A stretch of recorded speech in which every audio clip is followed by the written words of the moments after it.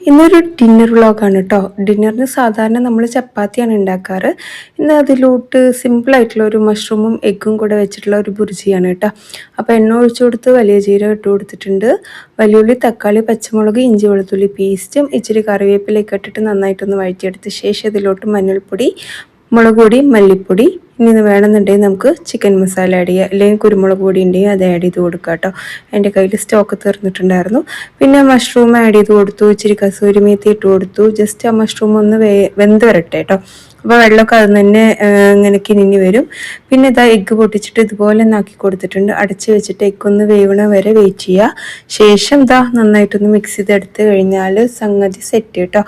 അപ്പം ഞാൻ ചപ്പാത്തി ഉണ്ടാക്കുമ്പം എപ്പോഴും യൂസ് ചെയ്യുന്നത് ആശീർവാദിൻ്റെ ആട്ടയാണ്. അതുകൊണ്ട് തന്നെ പെട്ടെന്ന് നല്ല സോഫ്റ്റ് ആയിട്ടുള്ള ചപ്പാത്തി ഉണ്ടാക്കാൻ പറ്റാറുണ്ട് കേട്ടോ. അങ്ങനെ ഇതാ പച്ചവെള്ളത്തിൽ കുഴച്ചിട്ട് തന്നെയാണ് ഞാൻ ചപ്പാത്തി ഉണ്ടാക്കാറ്. പലരും തിളച്ച വെള്ളം, ചുടുവെള്ളം ഇതൊക്കെ യൂസ് ചെയ്യണ കണ്ടിട്ടുണ്ട്.